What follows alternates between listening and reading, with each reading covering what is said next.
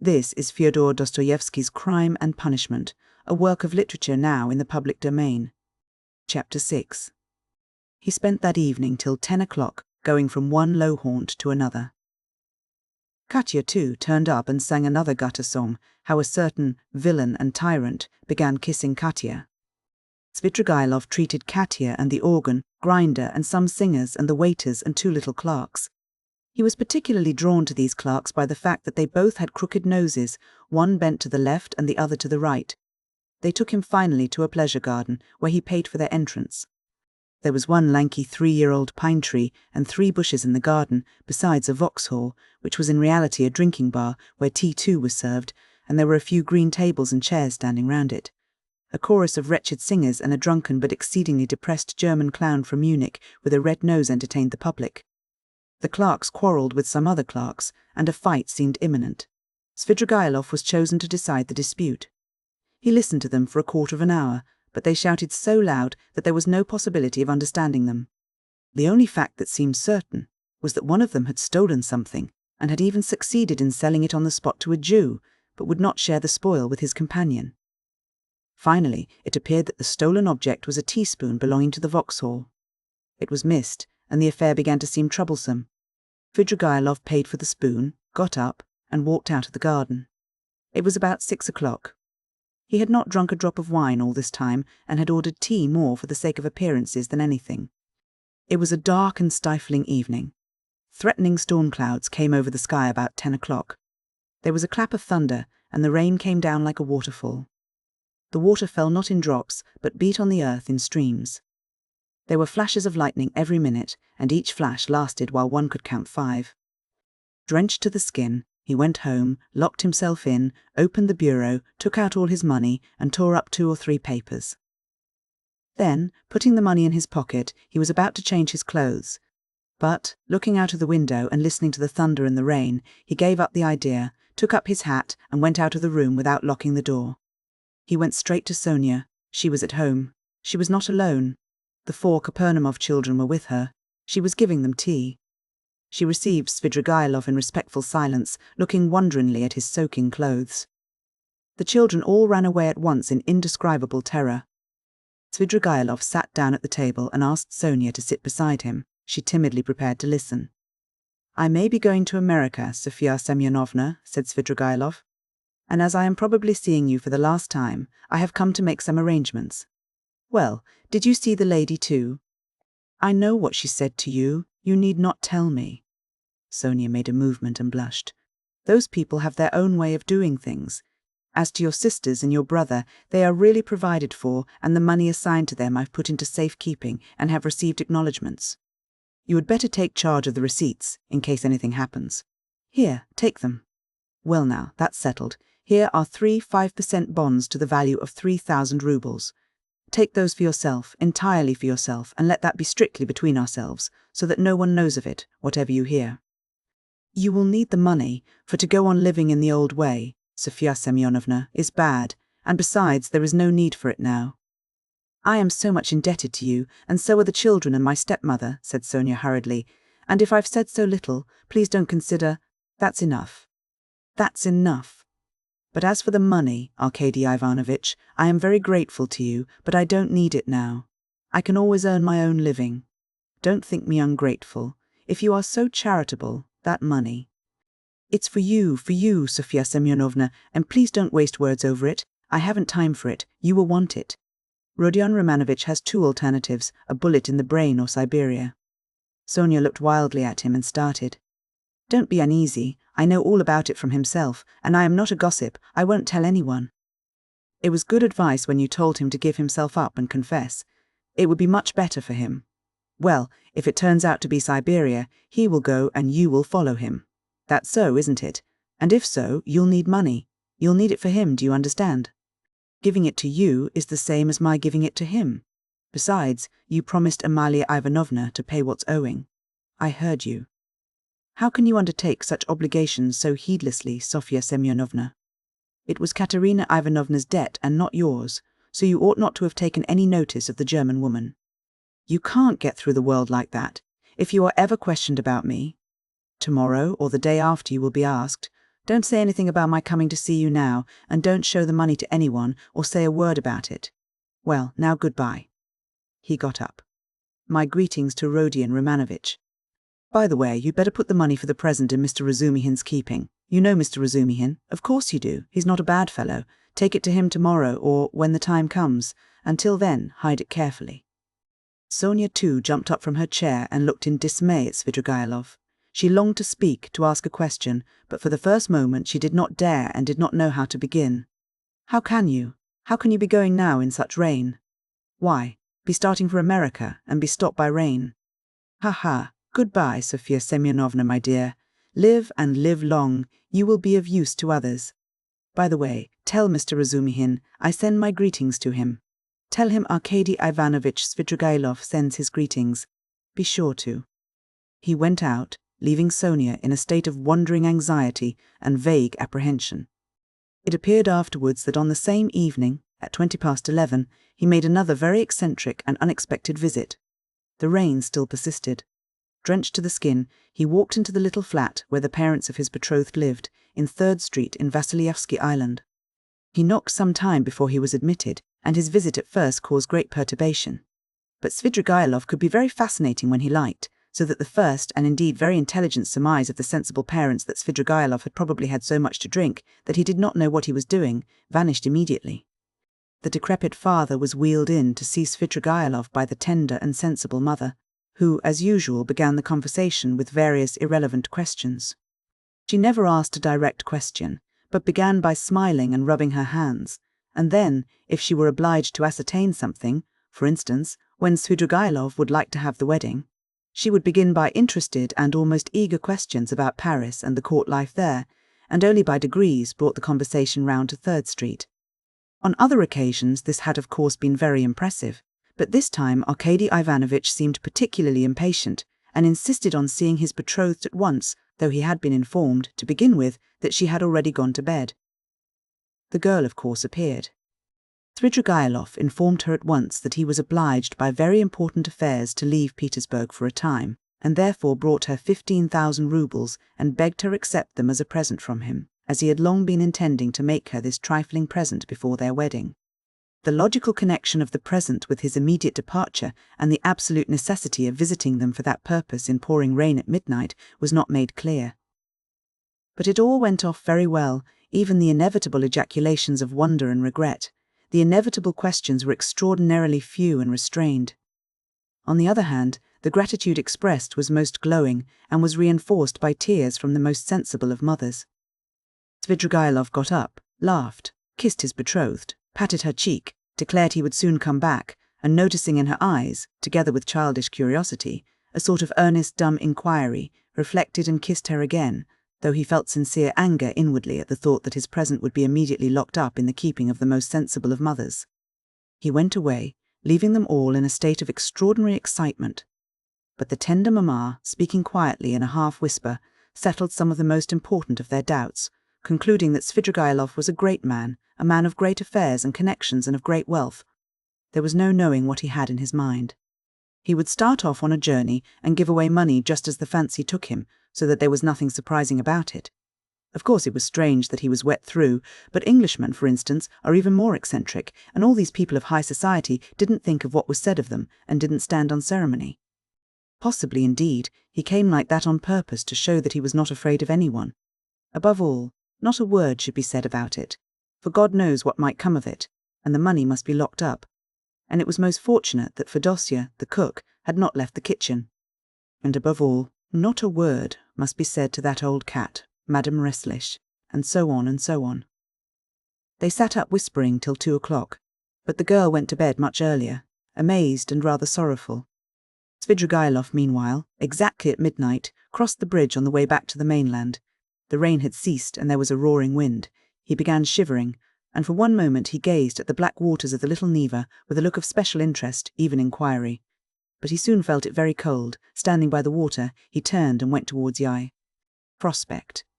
He walked along that endless street for a long time, almost half an hour, more than once stumbling in the dark on the wooden pavement, but continually looking for something on the right side of the street.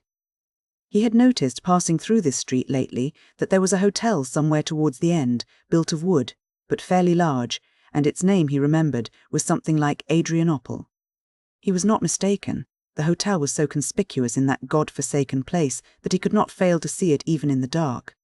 It was a long, blackened wooden building, and in spite of the late hour, there were lights in the windows and signs of life within. He went in and asked a ragged fellow who met him in the corridor for a room. The latter, scanning Svidrigailov, pulled himself together and led him at once to a close and tiny room in the distance, at the end of the corridor, under the stairs. There was no other. All were occupied.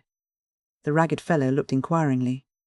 "Is there tea?" asked Svidrigailov. "Yes, sir. What else is there? Veal, vodka, savories. Bring me tea and veal. And you want nothing else?" he asked with apparent surprise. "Nothing, nothing." The ragged man went away, completely disillusioned. "It must be a nice place," thought Svidrigailov. "How was it I didn't know it? I expect I look as if I came from a café chantant and have had some adventure on the way. It would be interesting to know who stayed here." He lighted the candle and looked at the room more carefully. It was a room so low-pitched that Svidrigailov could only just stand up in it. It had one window, the bed, which was very dirty, and the plain-stained chair and table almost filled it up. The walls looked as though they were made of planks, covered with shabby paper, so torn and dusty that the pattern was indistinguishable, though the general colour, yellow, could still be made out. One of the walls was cut short by the sloping ceiling, though the room was not an attic, but just under the stairs. Svidrigailov set down the candle, sat down on the bed, and sank into thought. But a strange, persistent murmur, which sometimes rose to a shout in the next room, attracted his attention. The murmur had not ceased from the moment he entered the room. He listened. Someone was upbraiding and almost tearfully scolding, but he heard only one voice. Svidrigailov got up, shaded the light with his hand, and at once he saw light through a crack in the wall. He went up and peeped through. The room, which was somewhat larger than his, had two occupants. One of them, a very curly-headed man with a red inflamed face, was standing in the pose of an orator, without his coat, with his legs wide apart to preserve his balance, and smiting himself on the breast. He reproached the other with being a beggar, with having no standing whatever. He declared that he had taken the other out of the gutter, and he could turn him out when he liked, and that only the finger of Providence sees it all. The object of his reproaches was sitting in a chair, and had the air of a man who wants dreadfully to sneeze, but can't. He sometimes turned sheepish and befogged eyes on the speaker, but obviously had not the slightest idea what he was talking about, and scarcely heard it. A candle was burning down on the table. There were wine glasses, a nearly empty bottle of vodka, bread and cucumber, and glasses with the dregs of stale tea. After gazing attentively at this, Svidrigailov turned away indifferently and sat down on the bed.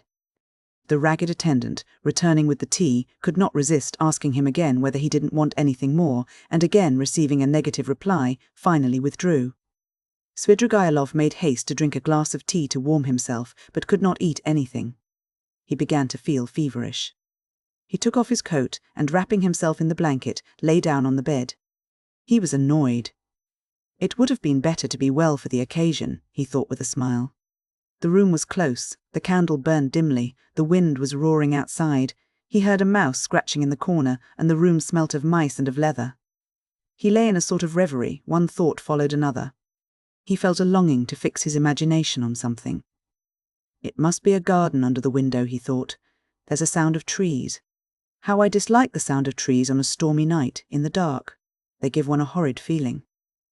He remembered how he had disliked it when he passed Petrovsky Park just now. This reminded him of the bridge over the little Neva, and he felt cold again as he had when standing there. I never have liked water, he thought, even in a landscape, and he suddenly smiled again at a strange idea. Surely now all these questions of taste and comfort ought not to matter, but I've become more particular, like an animal that picks out a special place. For such an occasion. I ought to have gone into the Petrovsky Park. I suppose it seemed dark, cold, ha, as though I were seeking pleasant sensations. By the way, why haven't I put out the candle? He blew it out. They've gone to bed next door, he thought, not seeing the light at the crack. Well now, Marfa Petrovna, now is the time for you to turn up. It's dark, and the very time and place for you. But now you won't come. He suddenly recalled how, an hour before carrying out his design on Dunya, he had recommended Raskolnikov to trust her to Razumihin's keeping. I suppose I really did say it, as Raskolnikov guessed, to tease myself. But what a rogue that Raskolnikov is. He's gone through a good deal. He may be a successful rogue in time when he's got over his nonsense. But now he's too eager for life. These young men are contemptible on that point. But hang the fellow, let him please himself, it's nothing to do with me. He could not get to sleep. By degrees Dunia's image rose before him, and a shudder ran over him. No, I must give up all that now, he thought, rousing himself. I must think of something else. It's queer and funny. I never had a great hatred for anyone. I never particularly desired to avenge myself even. And that's a bad sign. A bad sign. A bad sign. I never liked quarrelling either, and never lost my temper. That's a bad sign too. And the promises I made her just now, too. Damnation. But who knows? Perhaps she would have made a new man of me somehow. He ground his teeth and sank into silence again. Again Dunia's image rose before him, just as she was when, after shooting the first time, she had lowered the revolver in terror and gazed blankly at him, so that he might have seized her twice over and she would not have lifted a hand to defend herself if he had not reminded her. He recalled how at that instant he felt almost sorry for her, how he had felt a pang at his heart. Aye, damnation, these thoughts again, I must put it away. He was dozing off. The feverish shiver had ceased, when suddenly something seemed to run over his arm and leg under the bedclothes. He started. Oh, hang it, I believe it's a mouse, he thought. That's the veal I left on the table.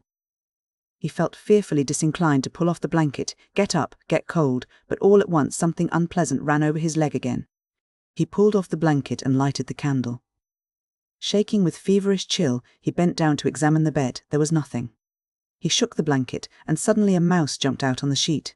He tried to catch it, but the mouse ran to and fro in zigzags without leaving the bed, slipped between his fingers, ran over his hand, and suddenly darted under the pillow. He threw down the pillow, but in one instant felt something leap on his chest and dart over his body and down his back under his shirt. He trembled nervously and woke up. The room was dark. He was lying on the bed and wrapped up in the blanket as before. The wind was howling under the window. How disgusting, he thought with annoyance.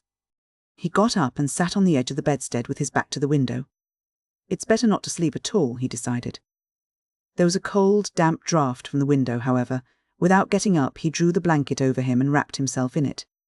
He was not thinking of anything, and did not want to think. And one image rose after another. Incoherent scraps of thought without beginning or end passed through his mind. He sank into drowsiness. Perhaps the cold, or the dampness, or the dark, or the wind that howled under the window and tossed the trees roused a sort of persistent craving for the fantastic. He kept dwelling on images of flowers. He fancied a charming flower garden, a bright, warm, almost hot day, a holiday, Trinity Day. A fine, sumptuous country cottage in the English taste, overgrown with fragrant flowers, with flower beds going round the house. The porch, wreathed in climbers, was surrounded with beds of roses.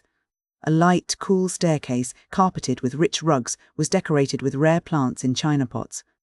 He noticed particularly in the window's nosegays of tender, white, heavily fragrant narcissus bending over their bright green, thick, long stalks.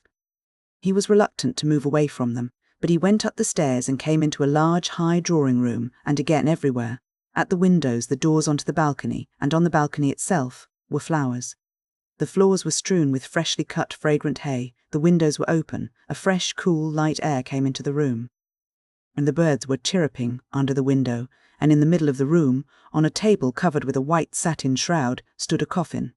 The coffin was covered with white silk and edged with a thick white frill. Wreaths of flowers surrounded it on all sides. Among the flowers lay a girl in a white muslin dress, with her arms crossed and pressed on her bosom, as though carved out of marble. But her loose fair hair was wet. There was a wreath of roses on her head. The stern and already rigid profile of her face looked as though chiselled of marble too, and the smile on her pale lips was full of an immense unchildish misery and sorrowful appeal.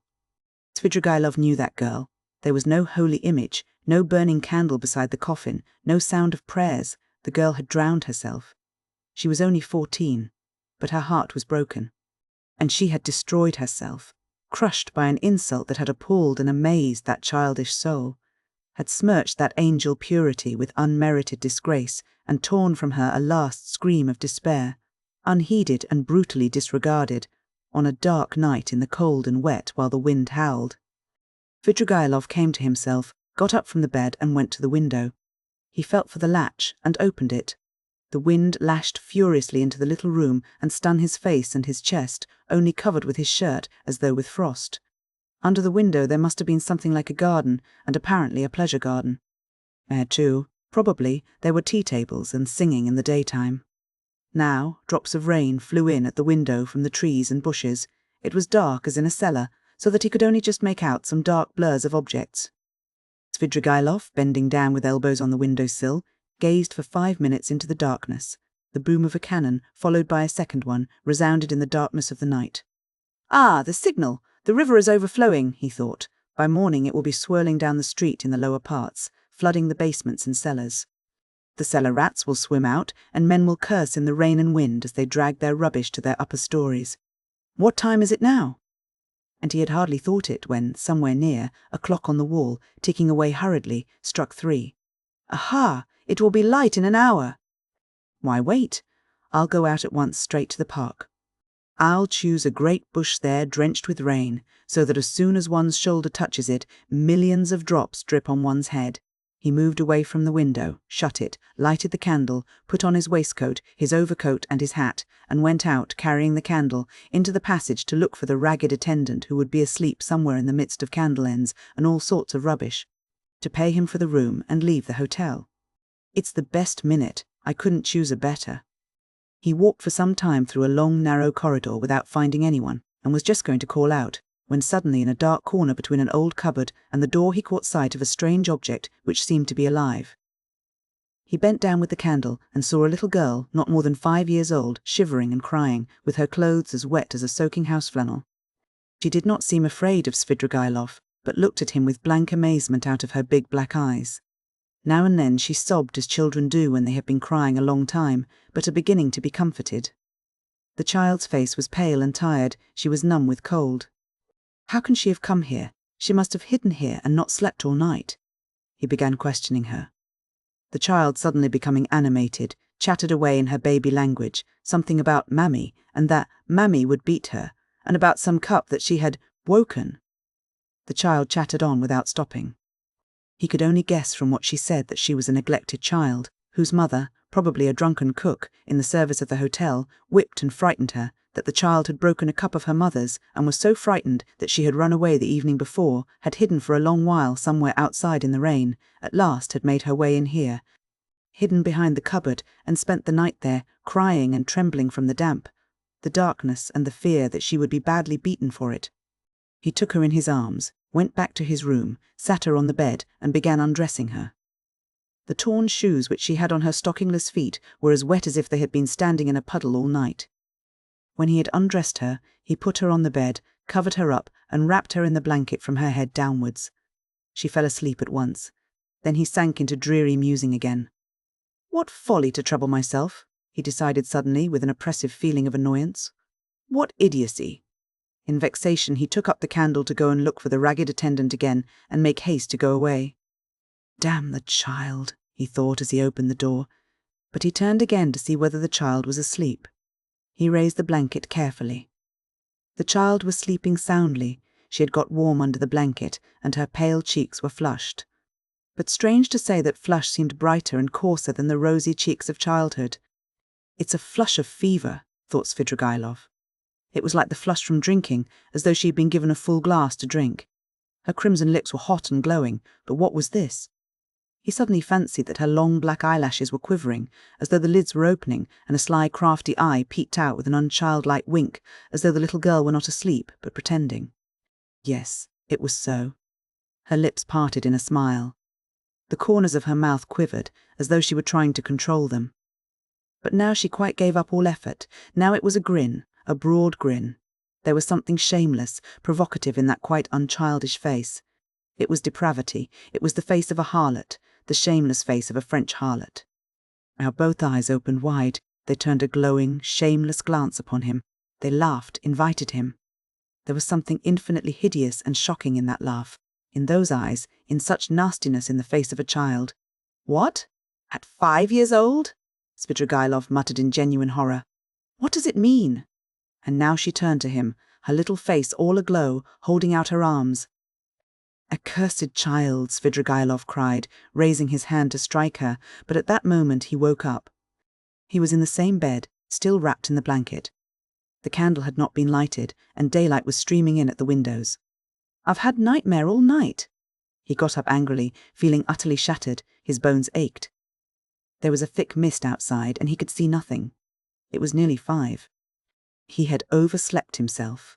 He got up, put on his still damp jacket and overcoat. Feeling the revolver in his pocket, he took it out, and then he sat down, took a notebook out of his pocket, and in the most conspicuous place on the title page, wrote a few lines in large letters. Reading them over, he sank into thought with his elbows on the table. A revolver and the notebook lay beside him. Some flies woke up and settled on the untouched veal, which was still on the table. He stared at them, and at last, with his free right hand, began trying to catch one. He tried till he was tired, but could not catch it. At last, realizing that he was engaged in this interesting pursuit, he started, got up, and walked resolutely out of the room. A minute later, he was in the street. A thick, milky mist hung over the town. Svidrigailov walked along the slippery, dirty wooden pavement towards the Little Neva. He was picturing the waters of the Little Neva, swollen in the night, Petrovsky Island, the wet paths, the wet grass, the wet trees and bushes, and at last the bush. He began ill-humouredly staring at the houses, trying to think of something else. There was not a cabman or a passer by in the street. The bright yellow, wooden, little houses looked dirty and dejected with their closed shutters. The cold and damp penetrated his whole body, and he began to shiver. From time to time he came across shop signs and read each carefully. At last he reached the end of the wooden pavement and came to a big stone house. A dirty, shivering dog crossed his path with its tail between its legs. A man in a greatcoat lay face downwards, dead drunk, across the pavement. He looked at him and went on. A high tower stood up on the left. "Bah!" he shouted. "Here is a place. Why should it be Petrovsky?"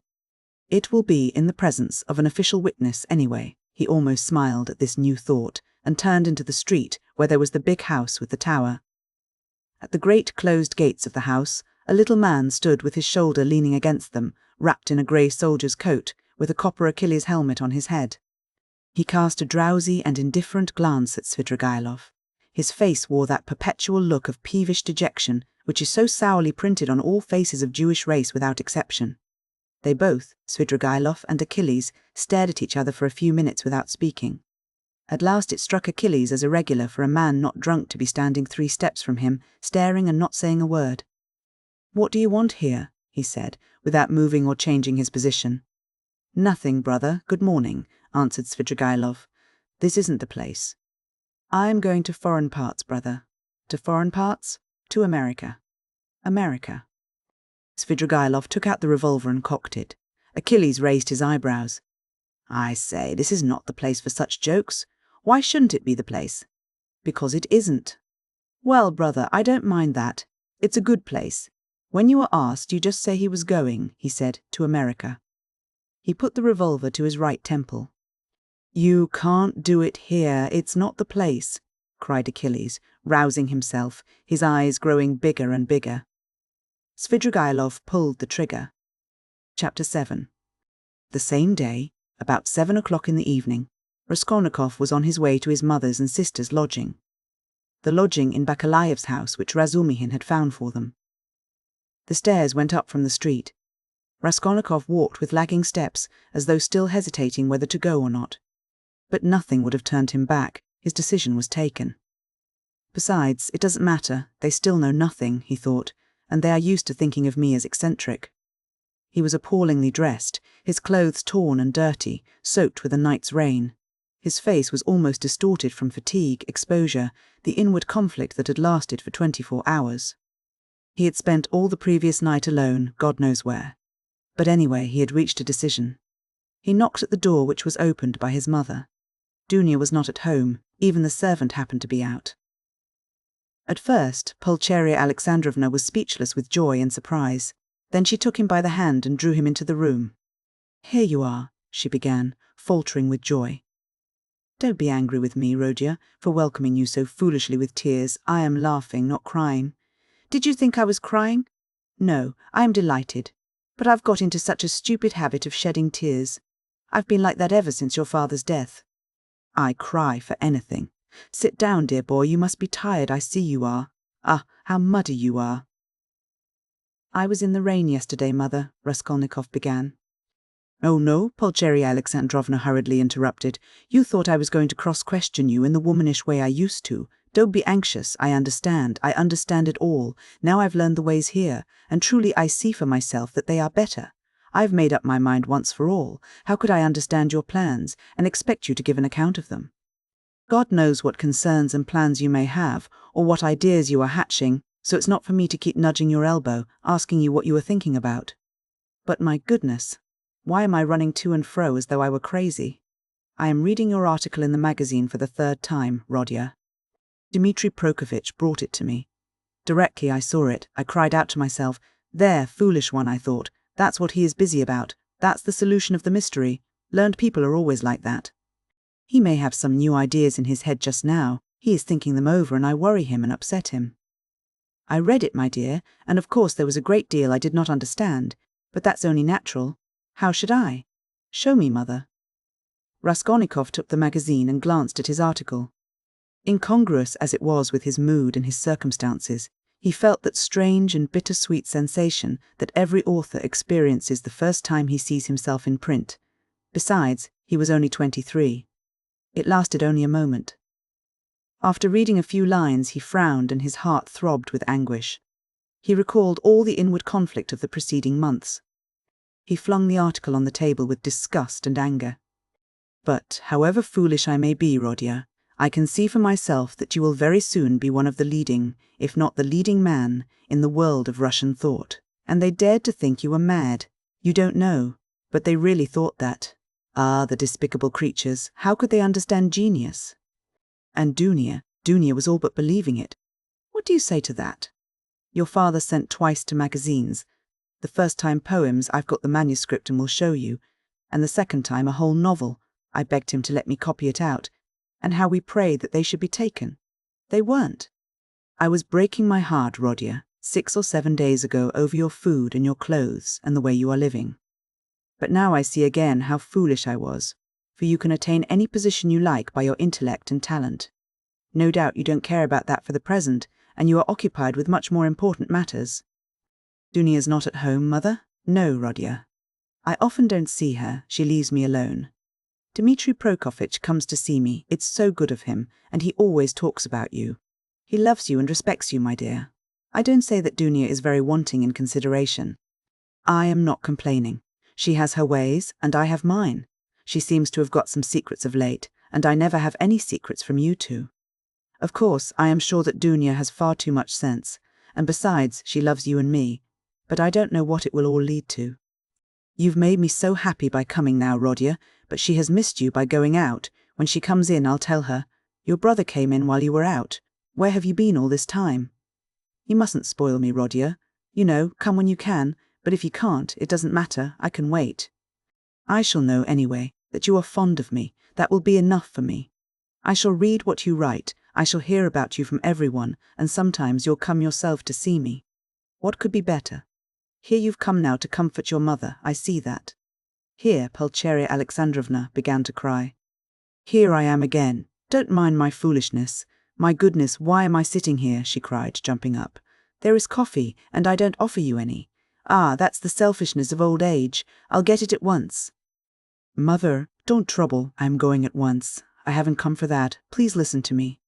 Pulcheria Alexandrovna went up to him timidly.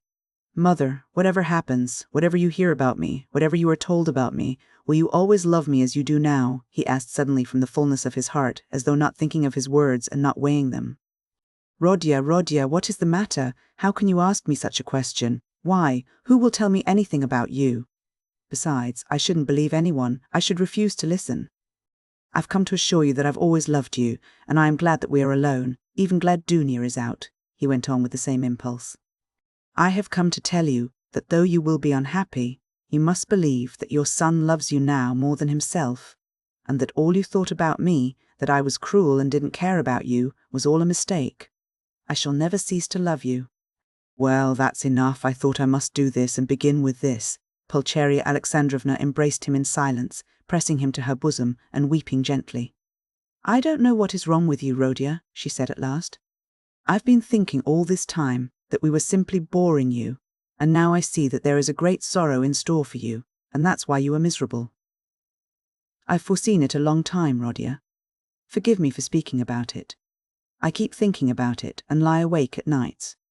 Your sister lay talking in her sleep all last night, talking of nothing but you. I caught something, but I couldn't make it out. I felt all the morning as though I were going to be hanged, waiting for something, expecting something, and now it has come. Rodya, Rodya, where are you going? You are going away somewhere." "Yes, that's what I thought. I can come with you, you know, if you need me. And Dunya too, she loves you dearly. And Sofya Semyonovna may come with us if you like. You see, I am glad to look upon her as a daughter even. Dmitri Prokofitch will help us to go together." "But where are you going?" "Goodbye, mother." "What, today?" she cried, as though losing him forever. "I can't stay, I must go now, and can't I come with you?" "No, but kneel down and pray to God for me. Your prayer perhaps will reach him. Let me bless you and sign you with the cross." That's right, that's right. Oh God, what are we doing?" Yes, he was very glad that there was no one there, that he was alone with his mother. For the first time after all those awful months his heart was softened. He fell down before her, he kissed her feet, and both wept, embracing. And she was not surprised and did not question him this time. For some days she had realized that something awful was happening to her son, and that now some terrible minute had come for him. "Rodya, my darling, my firstborn," she said, sobbing, "now you are just as when you were little. You would run like this to me and hug me and kiss me. When your father was living, and we were poor, you comforted us simply by being with us. And when I buried your father, how often we wept together at his grave and embraced, as now. And if I've been crying lately, it's that my mother's heart had a foreboding of trouble. The first time I saw you, that evening, you remember, as soon as we arrived here, I guessed simply from your eyes. My heart sank at once, and today, when I opened the door and looked at you, I thought the fatal hour had come. Rodya, Rodya, you are not going away today?" "No. You'll come again?" "Yes, I'll come." "Rodya, don't be angry. I don't dare to question you. I know I mustn't. Only say 2 words to me. Is it far where you are going?" "Very far." "What is awaiting you there? Some post or career for you?" "What God sends, only pray for me." Raskolnikov went to the door, but she clutched him and gazed despairingly into his eyes. Her face worked with terror. "Enough, mother," said Raskolnikov, deeply regretting that he had come. "Not forever. It's not yet forever. You'll come tomorrow?" I will. Goodbye." He tore himself away at last. It was a warm, fresh, bright evening. It had cleared up in the morning. Raskolnikov went to his lodgings. He made haste. He wanted to finish all before sunset. He did not want to meet anyone till then. Going up the stairs, he noticed that Nastasia rushed from the samovar to watch him intently. Can anyone have come to see me? He wondered. He had a disgusted vision of Porfiry. But opening his door, he saw Dunya. She was sitting alone, plunged in deep thought, and looked as though she had been waiting a long time. He stopped short in the doorway. She rose from the sofa in dismay and stood up facing him. Her eyes, fixed upon him, betrayed horror and infinite grief. And from those eyes alone he saw at once that she knew. "Am I to come in or go away?" he asked uncertainly. "I've been all day with Sofya Semyonovna. We were both waiting for you. We thought that you would be sure to come there." Raskolnikov went into the room and sank exhausted on a chair. "I feel weak, Dunya. I am very tired, and I should have liked at this moment to be able to control myself." He glanced at her mistrustfully. "Where were you all night?" "I don't remember clearly. You see, sister, I wanted to make up my mind once for all, and several times I walked by the Neva. I remember that I wanted to end it all there, but I couldn't make up my mind," he whispered, looking at her mistrustfully again. "Thank God, that was just what we were afraid of, Sofya Semyonovna and I. Then you still have faith in life?" Thank God, thank God." Raskolnikov smiled bitterly. "I haven't faith, but I have just been weeping in mother's arms. I haven't faith, but I have just asked her to pray for me. I don't know how it is, Dunya, I don't understand it." "Have you been at mother's? Have you told her?" cried Dunya, horror-stricken. "Surely you haven't done that?" No, I didn't tell her in words, but she understood a great deal. She heard you talking in your sleep. I am sure she half understands it already. Perhaps I did wrong in going to see her. I don't know why I did go. I am a contemptible person, Junior. A contemptible person, but ready to face suffering. You are, aren't you? Yes, I am going. At once.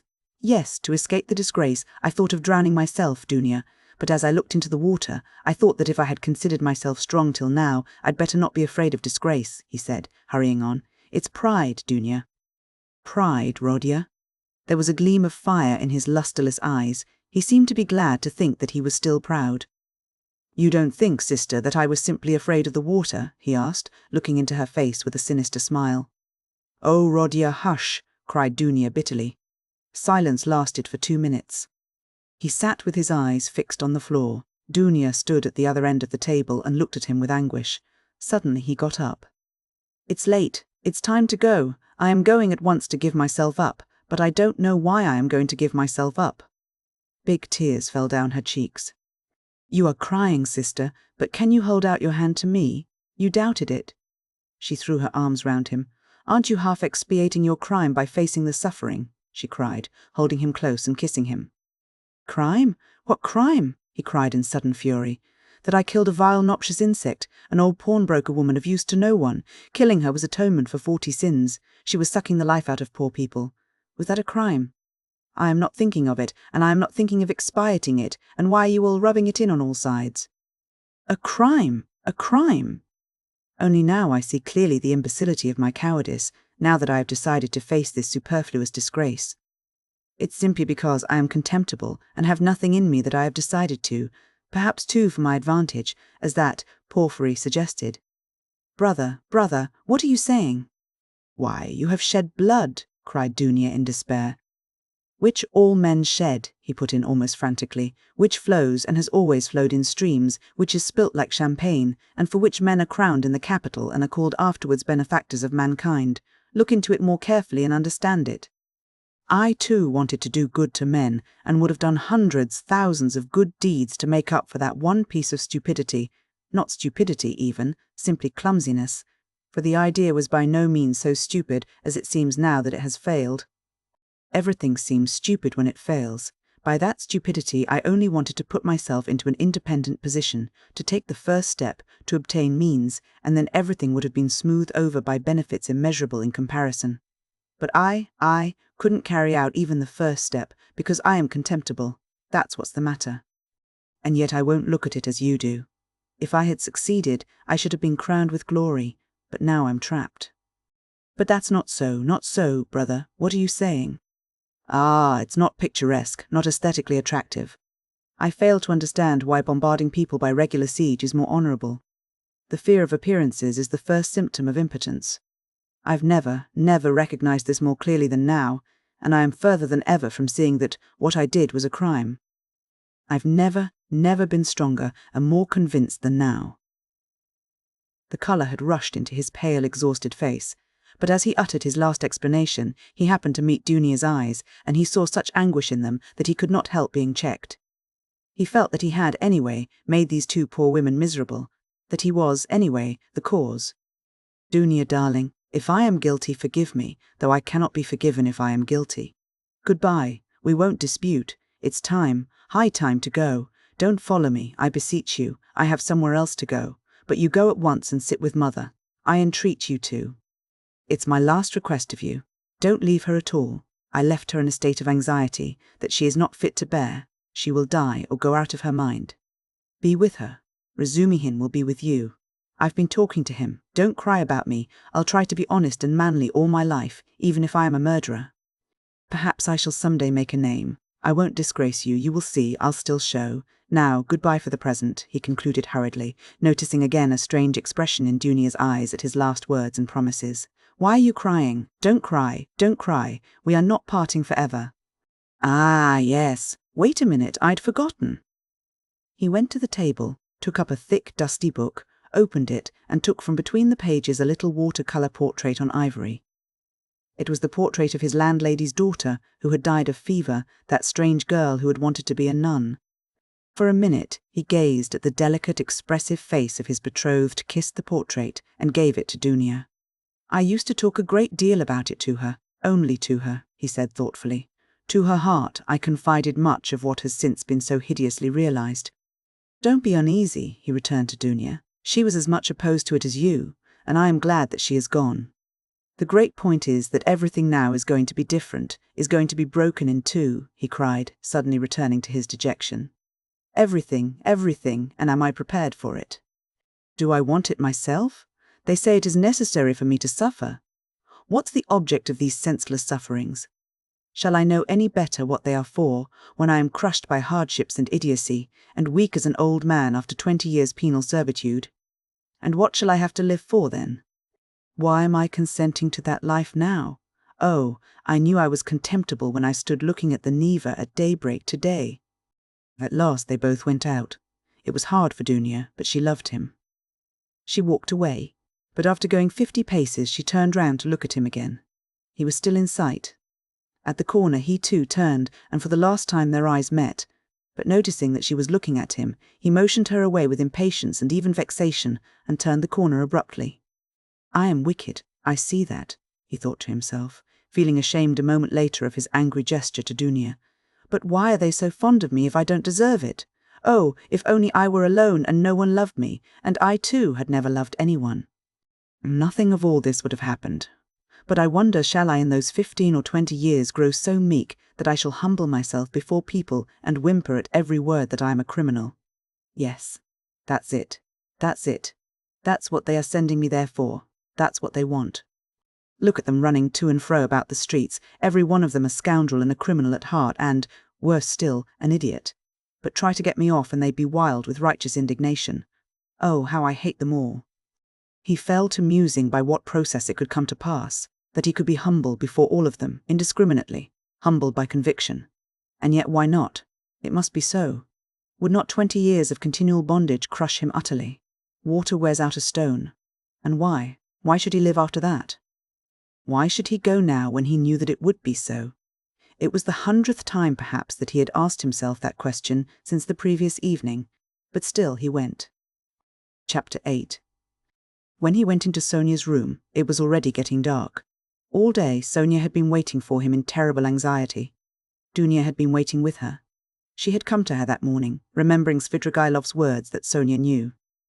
We will not describe the conversation and tears of the two girls, and how friendly they became. Dunia gained one comfort at least from that interview, that her brother would not be alone. He had gone to her. Sonia, first with his confession, he had gone to her for human fellowship when he needed it. She would go with him wherever fate might send him. Dunia did not ask, but she knew it was so. She looked at Sonia almost with reverence, and at first almost embarrassed her by it. Sonia was almost on the point of tears. She felt herself, on the contrary, hardly worthy to look at Dunia. Dunia's gracious image, when she had bowed to her so attentively and respectfully at their first meeting in Raskolnikov's room, had remained in her mind as one of the fairest visions of her life. Dunia at last became impatient, and, leaving Sonia, went to her brother's room to await him there. She kept thinking that he would come there first. When she had gone, Sonia began to be tortured by the dread of his committing suicide, and Dunia too feared it. But they had spent the day trying to persuade each other that that could not be, and both were less anxious while they were together. As soon as they parted, each thought of nothing else. Sonia remembered how Svidrigailov had said to her the day before that Raskolnikov had two alternatives, Siberia or, besides she knew his vanity, his pride and his lack of faith. Is it possible that he has nothing but cowardice and fear of death to make him live? She thought at last in despair. Meanwhile, the sun was setting. Sonia was standing in dejection, looking intently out of the window. But from it she could see nothing but the unwhitewashed blank wall of the next house. At last, when she began to feel sure of his death, he walked into the room. She gave a cry of joy, but looking carefully into his face, she turned pale. "Yes," said Raskolnikov, smiling. "I have come for your cross, Sonia. It was you told me to go to the crossroads. Why is it you are frightened now it's come to that?" Sonia gazed at him astonished. His tone seemed strange to her, a cold shiver ran over her, but in a moment she guessed that the tone and the words were a mask. He spoke to her looking away, as though to avoid meeting her eyes. "You see, Sonia, I've decided that it will be better so. There is one fact, but it's a long story and there's no need to discuss it. But do you know what angers me? It annoys me that all those stupid brutish faces will be gaping at me directly, pestering me with their stupid questions, which I shall have to answer. They'll point their fingers at me. Tfu, you know I am not going to Porphyry. I am sick of him. I'd rather go to my friend, the explosive lieutenant, how I shall surprise him, what a sensation I shall make. But I must be cooler. I've become too irritable of late. You know I was nearly shaking my fist at my sister just now, because she turned to take a last look at me. It's a brutal state to be in. Ah, what am I coming to? Well, where are the crosses?" He seemed hardly to know what he was doing. He could not stay still or concentrate his attention on anything. His ideas seemed to gallop after one another. He talked incoherently. His hands trembled slightly. Without a word, Sonia took out of the drawer 2 crosses, one of cypress wood and one of copper. She made the sign of the cross over herself and over him, and put the wooden cross on his neck. "It's the symbol of my taking up the cross," he laughed, "as though I had not suffered much till now. The wooden cross, that is the peasant one. The copper one, that is Lizavetta's. You will wear yourself, show me." So she had it on. At that moment, I remember 2 things like these too, a silver one and a little icon. I threw them back on the old woman's neck. Those would be appropriate now, really. Those are what I ought to put on now. But I am talking nonsense and forgetting what matters. I'm somehow forgetful. You see, I have come to warn you, Sonia, so that you might know. That's all. That's all I came for. But I thought I had more to say. You wanted me to go yourself. Well, now I am going to prison, and you'll have your wish. Well, what are you crying for? You too, don't. Leave off. Oh, how I hate it all. But his feeling was stirred, his heart ached as he looked at her. Why is she grieving too? He thought to himself. What am I to her? Why does she weep? Why is she looking after me, like my mother or Dunya? She'll be my nurse. Cross yourself. Say at least one prayer, Sonia begged in a timid, broken voice. Oh, certainly, as much as you like. And sincerely, Sonia, sincerely. But he wanted to say something quite different. He crossed himself several times. Sonia took up her shawl and put it over her head. It was the green drap-de-dame shawl of which Marmeladov had spoken, the family shawl. Raskolnikov thought of that looking at it, but he did not ask. He began to feel himself that he was certainly forgetting things and was disgustingly agitated. He was frightened at this. He was suddenly struck too by the thought that Sonia meant to go with him. "What are you doing? Where are you going? Stay here, stay, I'll go alone," he cried in cowardly vexation, and almost resentful. He moved towards the door. "What's the use of going in procession?" he muttered, going out. Sonia remained standing in the middle of the room. He had not even said goodbye to her. He had forgotten her. A poignant and rebellious doubt surged in his heart. Was it right, all this? He thought again as he went down the stairs. Couldn't he stop and retract it all? And not go? But still he went. He felt suddenly, once for all, that he mustn't ask himself questions. As he turned into the street, he remembered that he had not said goodbye to Sonia, that he had left her in the middle of the room in her green shawl, not daring to stir after he had shouted at her, and he stopped short for a moment. At the same instant, another thought dawned upon him, as though it had been lying in wait to strike him then. Why, with what object did I go to her just now? I told her. On business. On what business? I had no sort of business. To tell her I was going, but where was the need? Do I love her? No. I drove her away just now like a dog. Did I want her crosses? Oh, how low I've sunk. No, I wanted her tears.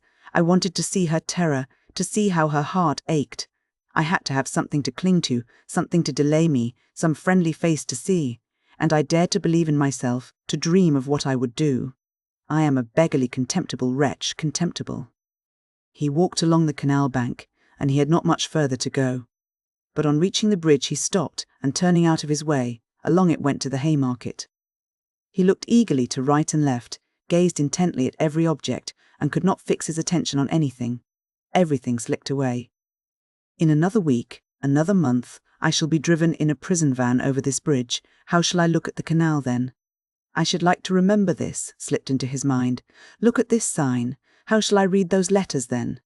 It's written here Campany. That's a thing to remember, that letter A, and to look at it again in a month. How shall I look at it then?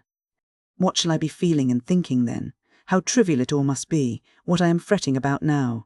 Of course it must all be interesting, in its way. Ha ha ha, what am I thinking about? I am becoming a baby. I am showing off to myself. Why am I ashamed? Phoo, how people shove.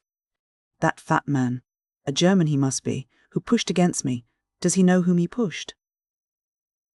There's a peasant woman with a baby begging. It's curious that she thinks me happier than she is. I might give her something for the incongruity of it. Here's a 5-kopeck piece left in my pocket. Where did I get it? Here, here, take it, my good woman.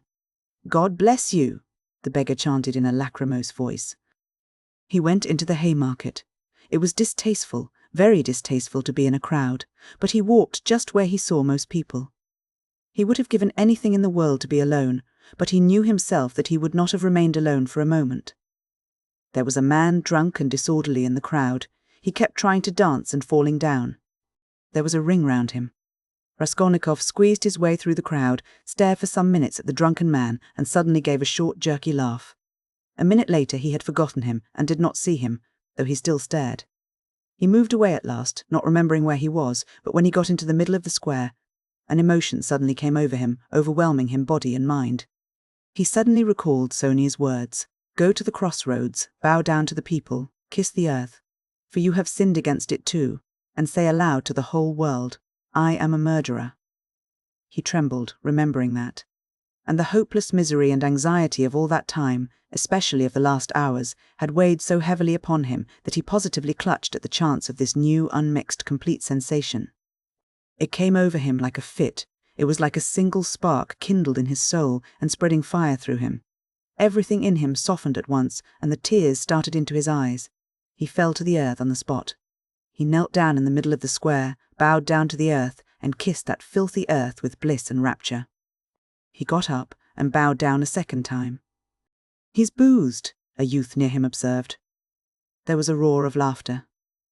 He's going to Jerusalem, brothers, and saying goodbye to his children and his country.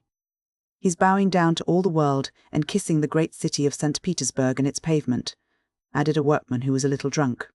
Quite a young man too, observed a third. And a gentleman, someone observed soberly. There's no knowing who's a gentleman and who isn't nowadays.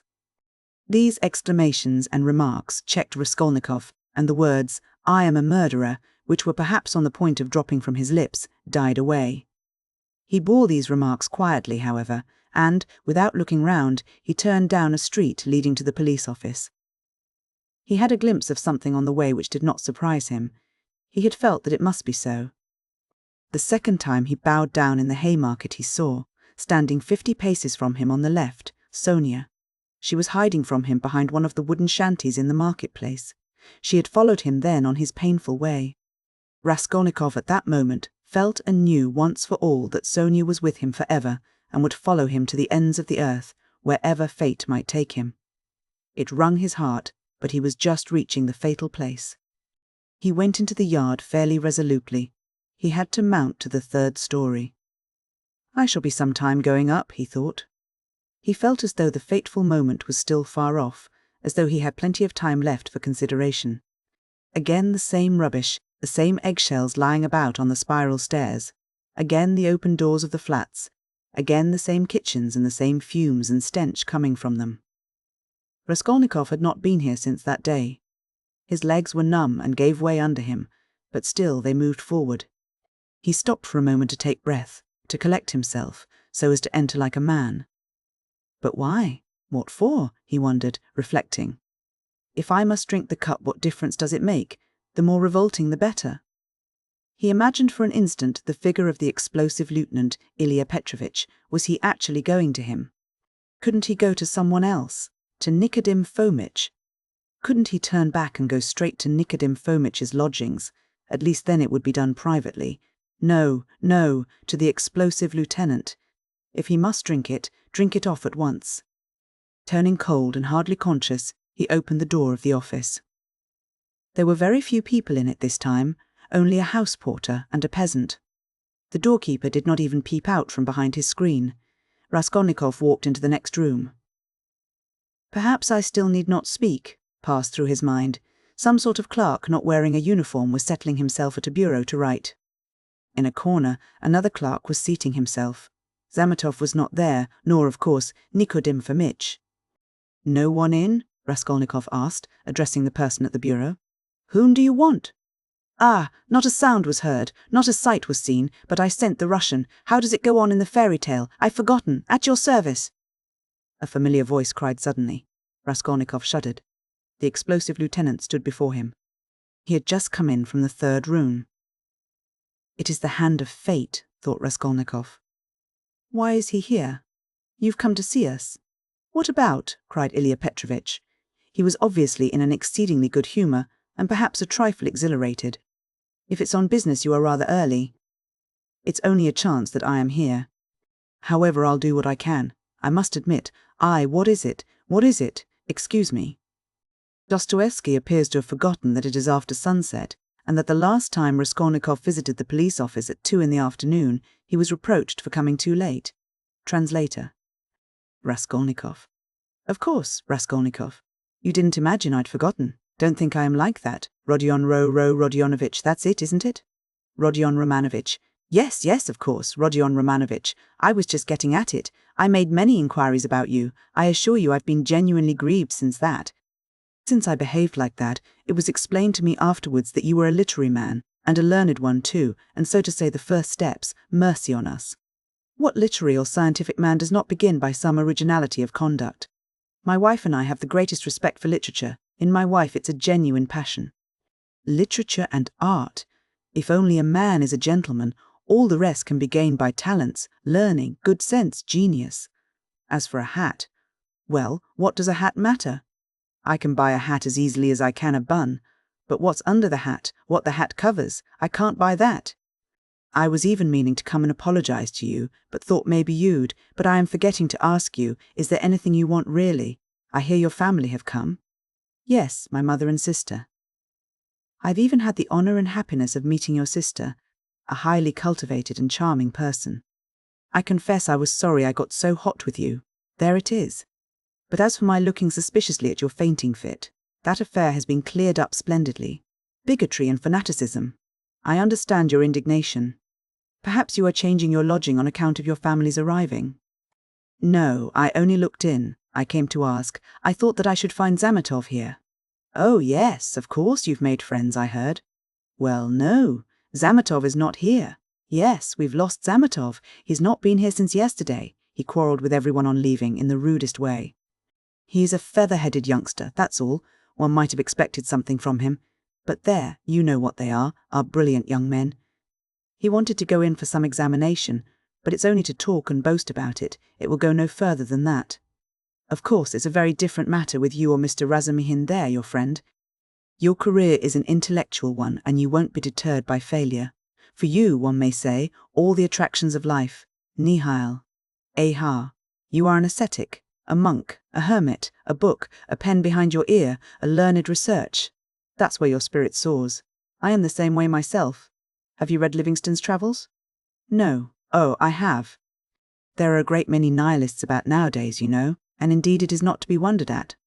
"What sort of days are they, I ask you?" "But we thought, you are not a nihilist, of course. Answer me openly, openly." No. Believe me, you can speak openly to me as you would to yourself. Official duty is one thing, but you were thinking, I meant to say friendship is quite another. No, you're wrong. It's not friendship, but the feeling of a man and a citizen, the feeling of humanity and of love for the Almighty. I may be an official, but I am always bound to feel myself a man and a citizen. You were asking about Zametov. Zametov will make a scandal in the French style in a house of bad reputation over a glass of champagne. That's all your Zametov is good for. While I'm perhaps, so to speak, burning with devotion and lofty feelings, and besides I have rank, consequence, a post. I am married and have children. I fulfill the duties of a man and a citizen, but who is he, may I ask? I appeal to you as a man ennobled by education. Then these midwives, too, have become extraordinarily numerous. Raskolnikov raised his eyebrows inquiringly.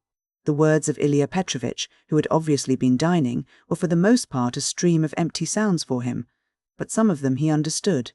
He looked at him inquiringly, not knowing how it would end. "I mean those crop-headed wenches," the talkative Ilya Petrovitch continued.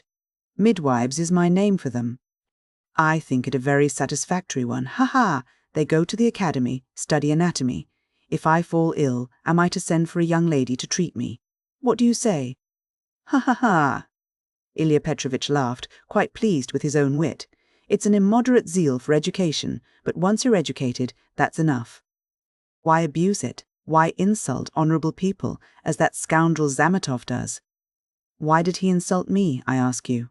Look at these suicides too, how common they are, you can't fancy. People spend their last halfpenny and kill themselves, boys and girls and old people. Only this morning we heard about a gentleman who had just come to town. Nil Pavlich, I say, what was the name of that gentleman who shot himself? Svidrigailov, someone answered from the other room with drowsy listlessness. Raskolnikov started. Svidrigailov has shot himself, he cried. What, do you know Svidrigailov? Yes, I knew him. He hadn't been here long. Yes, that's so. He had lost his wife, was a man of reckless habits, and all of a sudden shot himself, and in such a shocking way. He left in his notebook a few words, that he dies in full possession of his faculties, and that no one is to blame for his death. He had money, they say. How did you come to know him? I was acquainted. My sister was governess in his family. Bah. Then no doubt you can tell us something about him. You had no suspicion? I saw him yesterday. He was drinking wine. I knew nothing. Raskolnikov felt as though something had fallen on him and was stifling him. You've turned pale again. It's so stuffy here. Yes, I must go, muttered Raskolnikov. Excuse my troubling you. Oh, not at all, as often as you like. It's a pleasure to see you, and I am glad to say so. Ilya Petrovitch held out his hand. I came to see Zametov. I understand, and it's a pleasure to see you. I am very glad. Goodbye, Raskolnikov smiled. He went out, he reeled, he was overtaken with giddiness, and did not know what he was doing. He began going down the stairs, supporting himself with his right hand against the wall. He fancied that a porter pushed past him on his way upstairs to the police office, that a dog in the lower story kept up a shrill barking, and that a woman flung a rolling pin at it and shouted. He went down and out into the yard. There, not far from the entrance, stood Sonia, pale and horror-stricken. She looked wildly at him. He stood still before her. There was a look of poignant agony, of despair in her face. She clasped her hands. His lips worked in an ugly, meaningless smile. He stood still a minute, grinned, and went back to the police office. Ilya Petrovitch had sat down and was rummaging among some papers. Before him stood the same peasant who had pushed by on the stairs. Halloa! Back again! Have you left something behind? What's the matter? Raskolnikov, with white lips and staring eyes, came slowly nearer. He walked right to the table, leaned his hand on it, tried to say something, but could not, only incoherent sounds were audible. You are feeling ill. A chair. Here, sit down, some water. Raskolnikov dropped onto a chair, but he kept his eyes fixed on the face of Ilya Petrovitch, which expressed unpleasant surprise. Both looked at one another for a minute and waited. Water was brought. It was I, began Raskolnikov. Drink some water. Raskolnikov refused the water with his hand, and softly and brokenly, but distinctly said, It was I killed the old pawnbroker woman and her sister Lizaveta with an axe and robbed them. Ilya Petrovitch opened his mouth. People ran up on all sides. Raskolnikov repeated his statement. Epilogue. I. Siberia. On the banks of a broad, solitary river stands a town, one of the administrative centres of Russia. In the town there is a fortress. In the fortress there is a prison. In the prison, the second-class convict Rodion, Raskolnikov, has been confined for 9 months. Almost a year and a half has passed since his crime. There had been little difficulty about his trial. The criminal adhered exactly, firmly, and clearly to his statement. He did not confuse, nor misrepresent the facts, nor soften them in his own interest, nor omit the smallest detail. He explained every incident of the murder, the secret of the pledgee, the piece of wood with a strip of metal which was found in the murdered woman's hand. He described minutely how he had taken her keys, what they were like, as well as the chest and its contents. He explained the mystery of Lizaveta's murder, described how Koch and, after him, the student knocked, and repeated all they had said to one another. How he afterwards had run downstairs and heard Nikolai and Dmitri shouting, how he had hidden in the empty flat and afterwards gone home. He ended by indicating the stone in the yard off the Voznesensky Prospect under which the purse and the trinkets were found. The whole thing, in fact, was perfectly clear. The lawyers and the judges were very much struck, among other things, by the fact that he had hidden the trinkets and the purse under a stone without making use of them, and that, what was more, he did not now remember what the trinkets were like, or even how many there were. The fact that he had never opened the purse and did not even know how much was in it seemed incredible. There turned out to be in the purse 317 rubles and 60 kopecks. From being so long under the stone, some of the most valuable notes lying uppermost had suffered from the damp. They were a long while trying to discover why the accused man should tell a lie about this, when about everything else he had made a truthful and straightforward confession. Finally, some of the lawyers more versed in psychology admitted that it was possible he had really not looked into the purse, and so didn't know what was in it when he hid it under the stone. But they immediately drew the deduction that the crime could only have been committed through temporary mental derangement, through homicidal mania, without object or the pursuit of gain. This fell in with the most recent fashionable theory of temporary insanity, so often applied in our days in criminal cases. Moreover, Raskolnikov's hypochondriacal condition was proved by many witnesses, by Dr. Zosimov, his former fellow students, his landlady and her servant. All this pointed strongly to the conclusion that Raskolnikov was not quite like an ordinary murderer and robber, but that there was another element in the case. To the intense annoyance of those who maintained this opinion, the criminal scarcely attempted to defend himself. To the decisive question as to what motive impelled him to the murder and the robbery, he answered very clearly with the causist frankness that the cause was his miserable position, his poverty and helplessness, and his desire to provide for his first steps in life by the help of the 3,000 rubles he had reckoned on finding. He had been led to the murder through his shallow and cowardly nature, exasperated, moreover, by privation and failure. To the question, what led him to confess, he answered that it was his heartfelt repentance. All this was almost coarse. The sentence, however, was more merciful than could have been expected, perhaps partly because the criminal had not tried to justify himself, but had rather shown a desire to exaggerate his guilt. All the strange and peculiar circumstances of the crime were taken into consideration. There could be no doubt of the abnormal and poverty-stricken condition of the criminal at the time. The fact that he had made no use of what he had stolen was put down partly to the effect of remorse, partly to his abnormal mental condition at the time of the crime. Incidentally, the murder of Lizaveta served indeed to confirm the last hypothesis. A man commits 2 murders and forgets that the door is open. Finally, the confession, at the very moment when the case was hopelessly muddled by the false evidence given by Nikolai through melancholy and fanaticism, and when, moreover, there were no proofs against the real criminal, no suspicions even, Porfiry Petrovitch fully kept his word. All this did much to soften the sentence. Other circumstances, too, in the prisoner's favour came out quite unexpectedly. Razumihin somehow discovered, and proved that while Raskolnikov was at the university, he had helped a poor consumptive fellow student, and had spent his last penny on supporting him for 6 months. And when this student died, leaving a decrepit old father whom he had maintained almost from his 13th year, Raskolnikov had got the old man into a hospital, and paid for his funeral when he died. Raskolnikov's landlady bore witness, too, that when they had lived in another house at 5 Corners, Raskolnikov had rescued 2 little children from a house on fire and was burnt in doing so. This was investigated and fairly well confirmed by many witnesses. These facts made an impression in his favour, and in the end the criminal was, in consideration of extenuating circumstances, condemned to penal servitude in the 2nd class for a term of 8 years only. At the very beginning of the trial, Raskolnikov's mother fell ill. Dunya and Razumihin found it possible to get her out of Petersburg during the trial.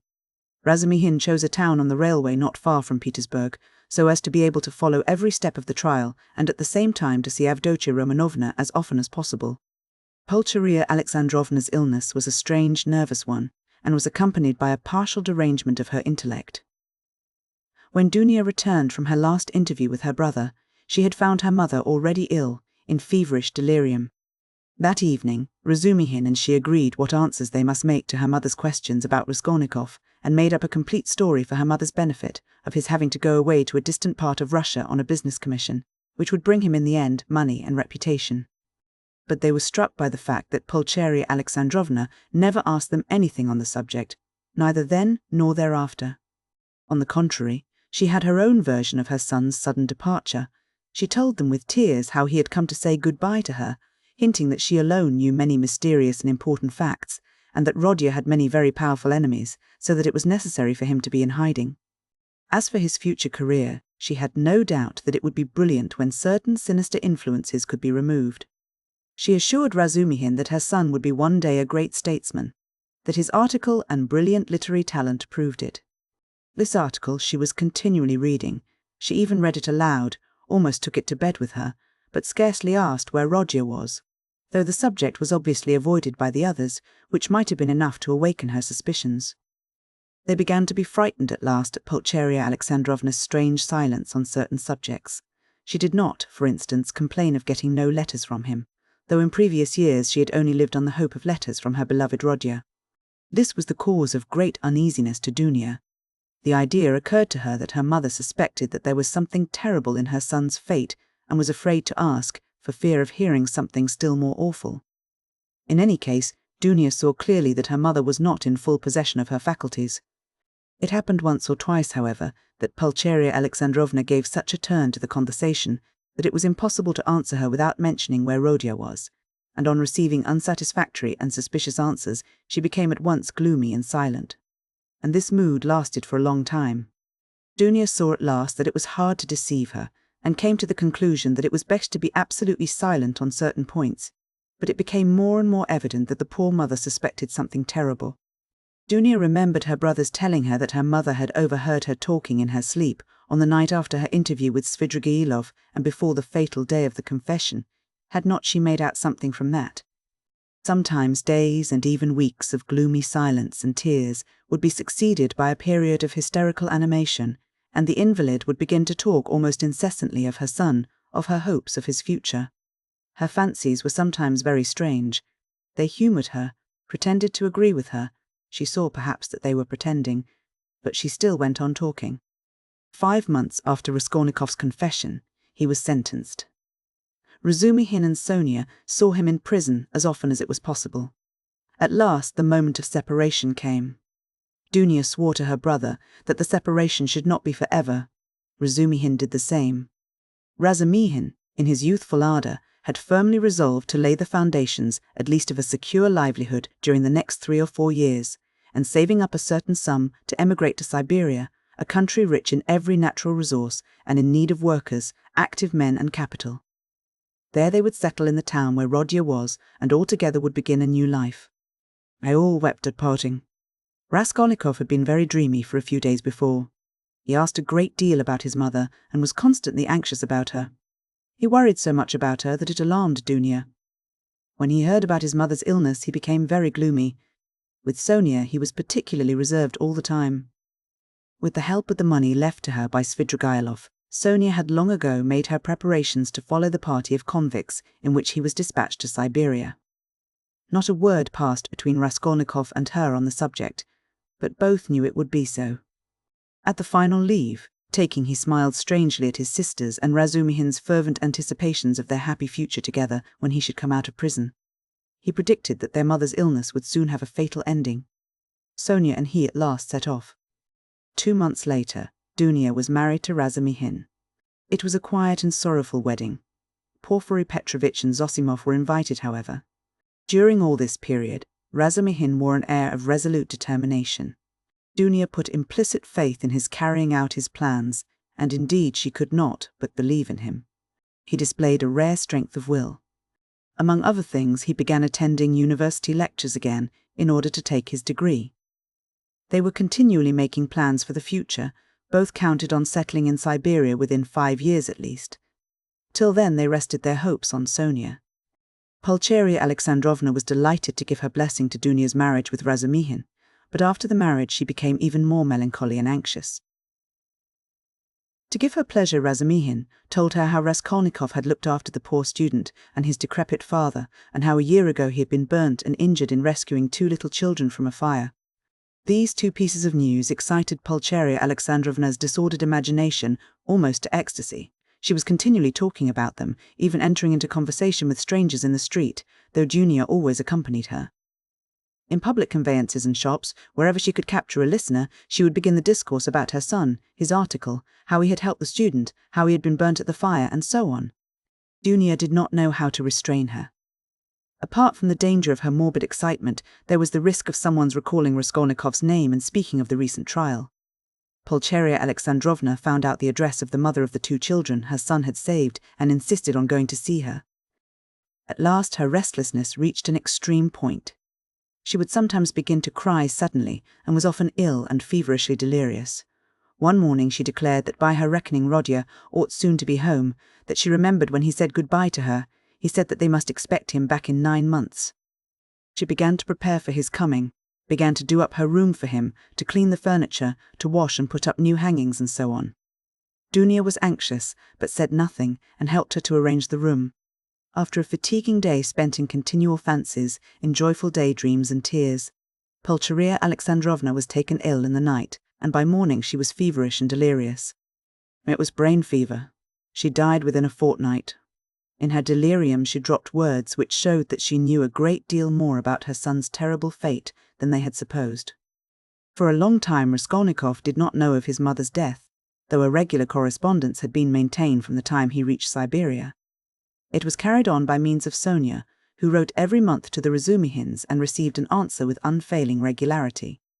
At first they found Sonia's letters dry and unsatisfactory, but later on they came to the conclusion that the letters could not be better, for from these letters they received a complete picture of their unfortunate brother's life. Sonia's letters were full of the most matter-of-fact detail, the simplest and clearest description of all Raskolnikov's surroundings as a convict. There was no word of her own hopes, no conjecture as to the future, no description of her feelings. Instead of any attempt to interpret his state of mind and inner life, she gave the simple facts, that is, his own words, an exact account of his health, what he asked for at their interviews, what commission he gave her, and so on. All these facts she gave with extraordinary minuteness. The picture of their unhappy brother stood out at last with great clearness and precision. There could be no mistake, because nothing was given but facts. But Dunya and her husband could get little comfort out of the news, especially at first. Sonia wrote that he was constantly sullen and not ready to talk, that he scarcely seemed interested in the news she gave him from their letters, that he sometimes asked after his mother, and that when, seeing that he had guessed the truth, she told him at last of her death, she was surprised to find that he did not seem greatly affected by it, not externally at any rate. She told them that, although he seemed so wrapped up in himself and, as it were, shut himself off from everyone, he took a very direct and simple view of his new life, that he understood his position, expected nothing better for the time, had no ill-founded hopes, as is so common in his position, and scarcely seemed surprised at anything in his surroundings, so unlike anything he had known before. She wrote that his health was satisfactory. He did his work without shirking or seeking to do more. He was almost indifferent about food, but except on Sundays and holidays the food was so bad that at last he had been glad to accept some money from her, Sonia, to have his own tea every day. He begged her not to trouble about anything else, declaring that all this fuss about him only annoyed him. Sonia wrote further that in prison he shared the same room with the rest, that she had not seen the inside of their barracks, but concluded that they were crowded, miserable and unhealthy, that he slept on a plank bed with a rug under him and was unwilling to make any other arrangement, but that he lived so poorly and roughly, not from any plan or design, but simply from inattention and indifference. Sonia wrote simply that he had at first shown no interest in her visits, had almost been vexed with her indeed for coming, unwilling to talk and rude to her. But that in the end these visits had become a habit, and almost a necessity for him, so that he was positively distressed when she was ill for some days and could not visit him. She used to see him on holidays at the prison gates or in the guard-room, to which he was brought for a few minutes to see her.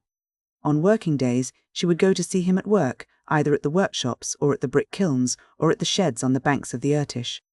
About herself, Sonia wrote that she had succeeded in making some acquaintances in the town, that she did sewing, and, as there was scarcely a dressmaker in the town, she was looked upon as an indispensable person in many houses. But she did not mention that the authorities were, through her, interested in Raskolnikov, that his task was lightened and so on. At last the news came. Dunya had indeed noticed signs of alarm and uneasiness in the preceding letters, that he held aloof from everyone, that his fellow prisoners did not like him, that he kept silent for days at a time and was becoming very pale. In the last letter, Sonia wrote that he had been taken very seriously ill and was in the convict ward of the hospital. He was ill a long time. But it was not the horrors of prison life, not the hard labor, the bad food, the shaven head, or the patched clothes that crushed him.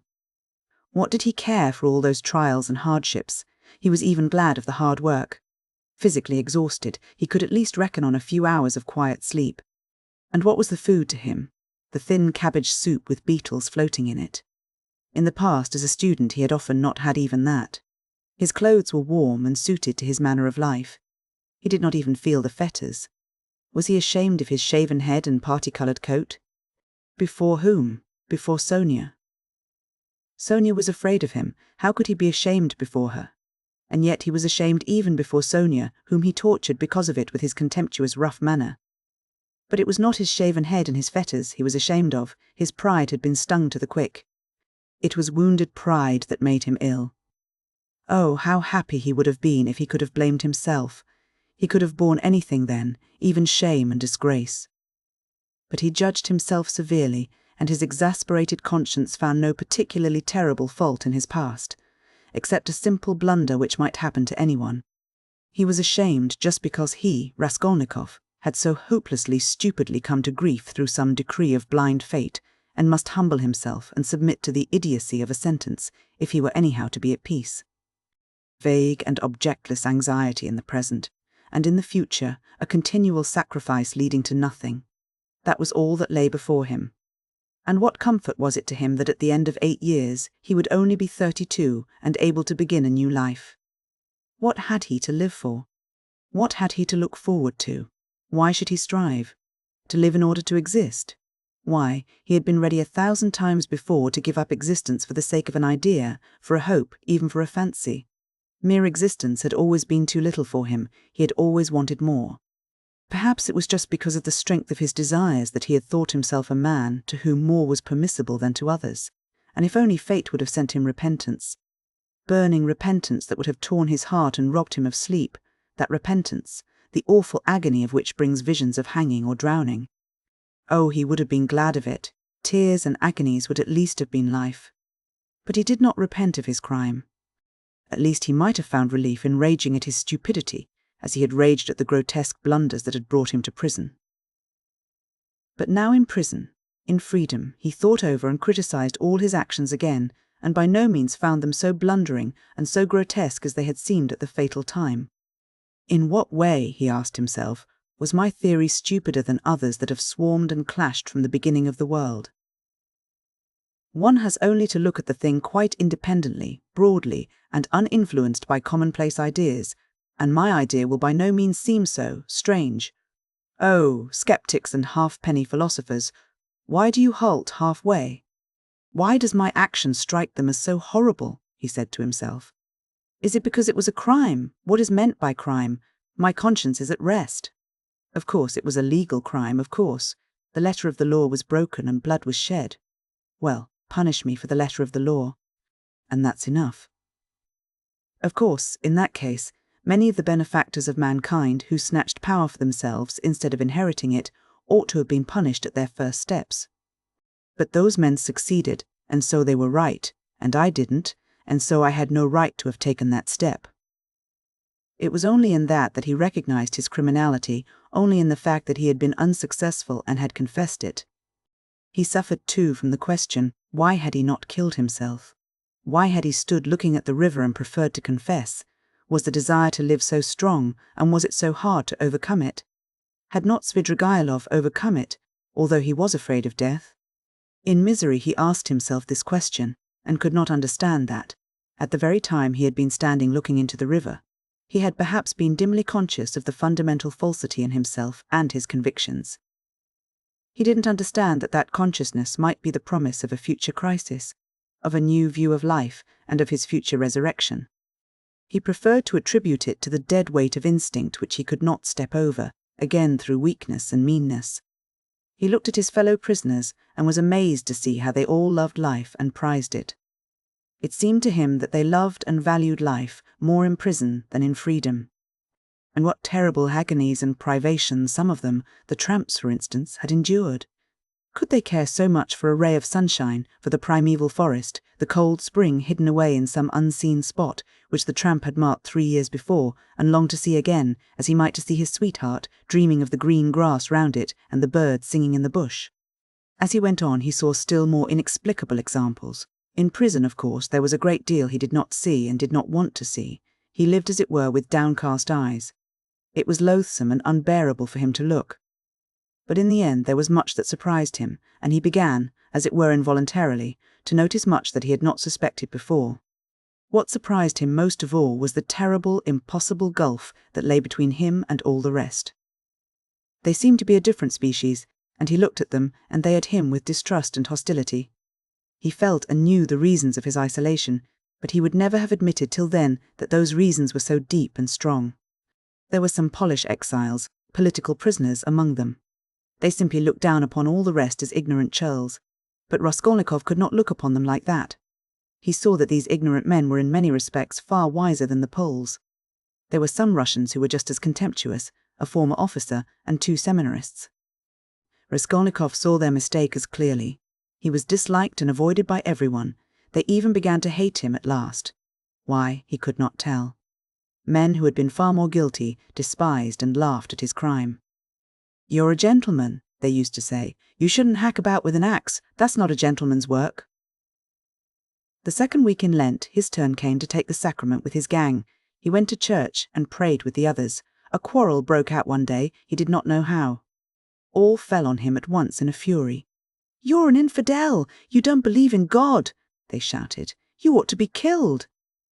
He had never talked to them about God nor his belief, but they wanted to kill him as an infidel. He said nothing. One of the prisoners rushed at him in a perfect frenzy. Raskolnikov awaited him calmly and silently. His eyebrows did not quiver, his face did not flinch. The guards succeeded in intervening between him and his assailant, or there would have been bloodshed. There was another question he could not decide. Why were they all so fond of Sonia? She did not try to win their favour. She rarely met them. Sometimes only she came to see him at work for a moment. And yet everybody knew her. They knew that she had come out to follow him, knew how and where she lived. She never gave them money, did them no particular services. Only once at Christmas she sent them all presents of pies and rolls. But by degrees closer relations sprang up between them and Sonia. She would write and post letters for them to their relations of the prisoners who visited the town, at their instructions, left with Sonia presents and money for them.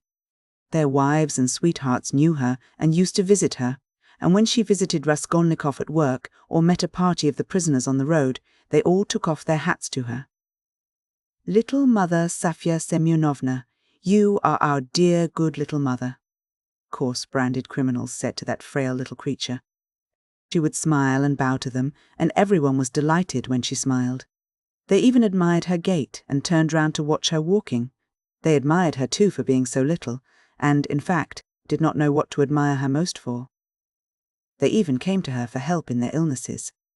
He was in the hospital from the middle of Lent till after Easter.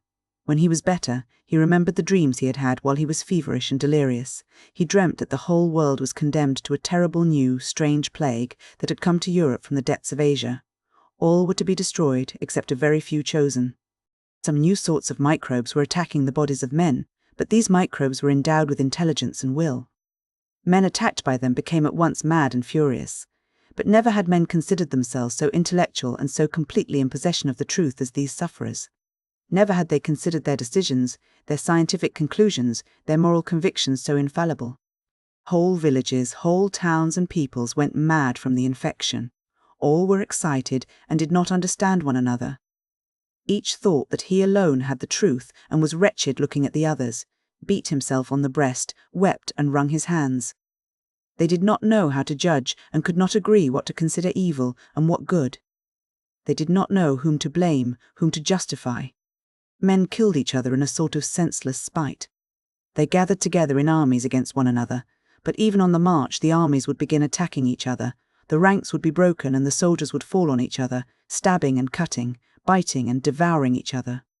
The alarm bell was ringing all day long in the towns. Men rushed together, but why they were summoned and who was summoning them no one knew. The most ordinary trades were abandoned because everyone proposed his own ideas, his own improvements, and they could not agree. The land, too, was abandoned. Men met in groups, agreed on something, swore to keep together, but at once began on something quite different from what they had proposed. They accused one another, fought and killed each other. There were conflagrations and famine. All men and all things were involved in destruction. The plague spread and moved further and further. Only a few men could be saved in the whole world. They were a pure chosen people, destined to found a new race and a new life, to renew and purify the earth, but no one had seen these men, no one had heard their words and their voices. Raskolnikov was worried that this senseless dream haunted his memory so miserably, the impression of this feverish delirium persisted so long. The second week after Easter had come. There were warm, bright spring days. In the prison ward, the grating windows under which the sentinel paced were opened. Sonia had only been able to visit him twice during his illness. Each time she had to obtain permission, and it was difficult. But she often used to come to the hospital yard, especially in the evening, sometimes only to stand a minute and look up at the windows of the ward. One evening, when he was almost well again, Raskolnikov fell asleep. On waking up, he chanced to go to the window, and at once saw Sonia in the distance at the hospital gate. She seemed to be waiting for someone. Something stabbed him to the heart at that minute. He shuddered and moved away from the window. Next day Sonia did not come, nor the day after. He noticed that he was expecting her uneasily. At last he was discharged. On reaching the prison, he learnt from the convicts that Sofya Semyonovna was lying ill at home and was unable to go out. He was very uneasy and sent to inquire after her. He soon learnt that her illness was not dangerous. Hearing that he was anxious about her, Sonia sent him a penciled note, telling him that she was much better, that she had a slight cold, and that she would soon, very soon, come and see him at his work. His heart throbbed painfully as he read it. Again it was a warm, bright day. Early in the morning, at 6 o'clock, he went off to work on the river bank, where they used to pound alabaster, and where there was a kiln for baking it in a shed. There were only 3 of them sent. One of the convicts went with the guard to the fortress to fetch a tool. The other began getting the wood ready and laying it in the kiln. Raskolnikov came out of the shed onto the river bank, sat down on a heap of logs by the shed, and began gazing at the wide deserted river. From the high bank, a broad landscape opened before him. The sound of singing floated faintly audible from the other bank. In the vast steppe, bathed in sunshine, he could just see, like black specks, the nomads' tents. There was freedom. There other men were living, utterly unlike those here. Their time itself seemed to stand still, as though the age of Abraham and his flocks had not passed. Raskolnikov sat gazing. His thoughts passed into daydreams, into contemplation. He thought of nothing, but a vague restlessness excited and troubled him. Suddenly he found Sonia beside him. She had come up noiselessly and sat down at his side. It was still quite early. The morning chill was still keen. She wore her poor old burnous and the green shawl. Her face still showed signs of illness. It was thinner and paler. She gave him a joyful smile of welcome, but held out her hand with her usual timidity. She was always timid of holding out her hand to him, and sometimes did not offer it at all, as though afraid he would repel it. He always took her hand as though with repugnance, always seemed vexed to meet her, and was sometimes obstinately silent throughout her visit. Sometimes she trembled before him, and went away deeply grieved. But now their hands did not part. He stole a rapid glance at her, and dropped his eyes on the ground without speaking. They were alone, no one had seen them. The guard had turned away for the time. How it happened he did not know, but all at once something seemed to seize him and fling him at her feet. He wept, and threw his arms round her knees. For the first instant she was terribly frightened, and she turned pale. She jumped up and looked at him trembling. But at the same moment she understood, and a light of infinite happiness came into her eyes. She knew and had no doubt that he loved her beyond everything, and that at last the moment had come. They wanted to speak, but could not. Tears stood in their eyes. They were both pale and thin, but those sick pale faces were bright with the dawn of a new future, of a full resurrection into a new life. They were renewed by love. The heart of each held infinite sources of life for the heart of the other. They resolved to wait and be patient. They had another 7 years to wait, and what terrible suffering and what infinite happiness before them. But he had risen again, and he knew it, and felt it in all his being, while she only lived in his life. On the evening of the same day, when the barracks were locked, Raskolnikov lay on his plank bed and thought of her. He had even fancied that day that all the convicts who had been his enemies looked at him differently. He had even entered into talk with them, and they answered him in a friendly way. He remembered that now, and thought it was bound to be so. Wasn't everything now bound to be changed? He thought of her. He remembered how continually he had tormented her and wounded her heart. He remembered her heart, he remembered her pale and thin little face. But these recollections scarcely troubled him now. He knew with what infinite love he would now repay all her sufferings. And what were all the agonies of the past? Everything, even his crime, his sentence and imprisonment, seemed to him now in the first rush of feeling an external, strange fact with which he had no concern. But he could not think for long together of anything that evening, and he could not have analyzed anything consciously. He was simply feeling.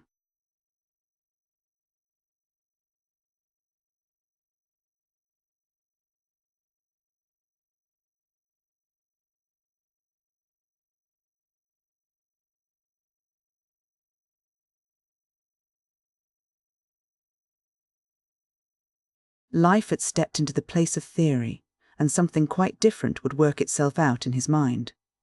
Under his pillow lay the New Testament. He took it up mechanically.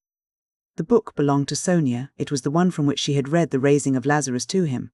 At first he was afraid that she would worry him about religion, would talk about the gospel and pester him with books. But to his great surprise she had not once approached the subject, and had not even offered him the Testament. He had asked her for it himself not long before his illness, and she brought him the book without a word. Till now he had not opened it. He did not open it now, but one thought passed through his mind. Can her convictions not be mine now? Her feelings, her aspirations at least. She too had been greatly agitated that day, and at night she was taken ill again.